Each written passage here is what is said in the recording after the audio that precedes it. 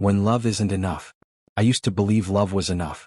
That if you poured your heart into raising your child, hugged them often, listened patiently, protected them fiercely, they would love you back. It seemed like a guarantee, a law of nature.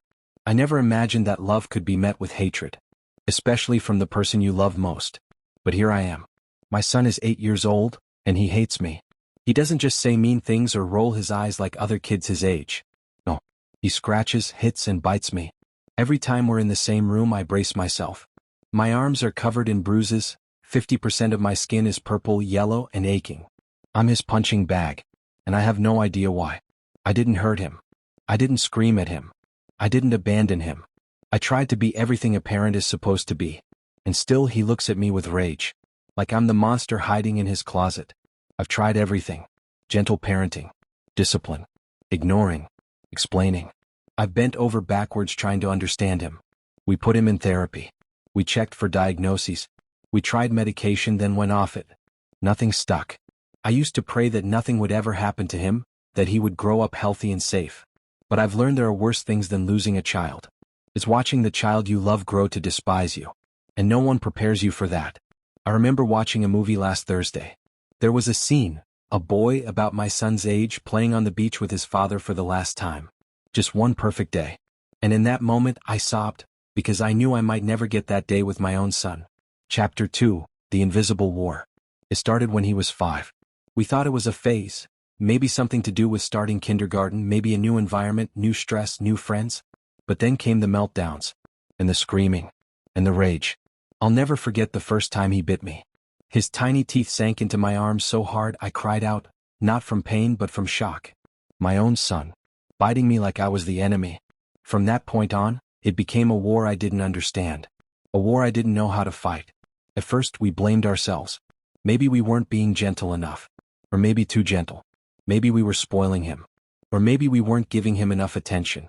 We tried everything. Therapy. Evaluations. Medication. Taking him off medication. Reward charts. Timeouts. Holding him. Letting go. Talking. Silence. It was like walking on a minefield every day. We never knew what would set him off. Sometimes it was something small like the wrong breakfast cereal. Other times it was nothing at all. Just my presence. And what broke me most was that it was only me. He didn't hit his mom. He didn't bite his sister. He didn't lash out at his grandparents or his teachers. Only me. I was the villain in his story. And the more I tried to fix it, the more I realized, maybe I was the one who made him this way. The turning point. I remember the exact night I gave up. It was quiet. Everyone had gone to bed. I sat on the bathroom floor, fully clothed, back against the cold wall, just done. Not angry. Not frustrated. Just hollow. I didn't cry right away. I just stared at the ceiling, wondering how I had failed so completely. Wondering what kind of father loses the love of his own child. Then the tears came. Silent at first. Then all-consuming. I mourned something that hadn't died, but felt forever lost. The dream of being close to my son. Of playing catch. Of bedtime stories. Of a bond that should have been effortless. And as painful as it was, I let it go. I let go of the expectation that he would ever love me back. The next morning, something inside me was different.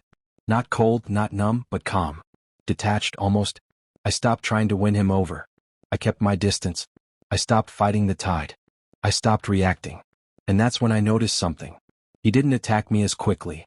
The tension in his shoulders when I walked into the room, it was still there, but it wasn't explosive. It was wary. Hesitant. Like a cornered animal unsure if the hunter had put down his weapon. So I stepped back. And waited. But eventually, I knew I'd have to go back into the fire, and this time not to fight, but to try something I hadn't done before. Speak his language. Learning to speak his language. I knew going into his room meant getting hurt. But I also knew I had to try. So I put on my armor, a thick winter coat, gloves, and long sleeves. Not because I was afraid of him, but because I needed to survive the pain if I ever wanted to reach him. Every night, I'd knock softly and step inside. He would lash out, scratching, kicking, biting. I didn't yell. I didn't push back. I'd gently restrain him, wrap my arms around him, and wait. And then I would talk. I told him I wasn't there to scare him. I told him I only raised my voice because nothing else had worked. I explained everything I could in the simplest, kindest way possible. He never responded. Just sat there, breathing hard, silent. But I kept coming. night after night. Sometimes I'd cry quietly while holding him down, my arms bleeding under the sleeves. Other times I'd just sit beside his bed, whispering things I wish someone had told me when I was small. I told him he was smart. I told him he was strong. I told him he was loved. At first he screamed at me to stop, told me I was lying, said I was just trying to trick him. But one night something changed. I said, I will always love you, no matter how hard it is. You are my son, and I'm proud of you. He froze. His breathing slowed. Then, without looking at me, he started to cry. Not scream, not rage, just cry. And for the first time in 3 years, he didn't push me away. 2 steps forward. We call it daddy therapy time now. Every few days I go into his room and say, let's talk. He doesn't flinch anymore. Instead, he lies straight on the bed, stiff as a board, arms at his side.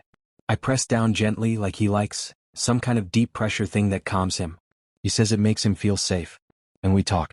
Some days he shares stories about school. Other days we just sit in silence. But the silence isn't tense anymore. It's warm. It's waiting. It's the kind of silence that says, you don't have to talk, but I'm here when you're ready. There are still hard days. He still gets overwhelmed. He still lashes out. And yes, I still get bit sometimes. But now, when it happens, I don't feel like I'm being attacked by a monster. I feel like I'm holding a child who doesn't know where to put his pain. And I can take it.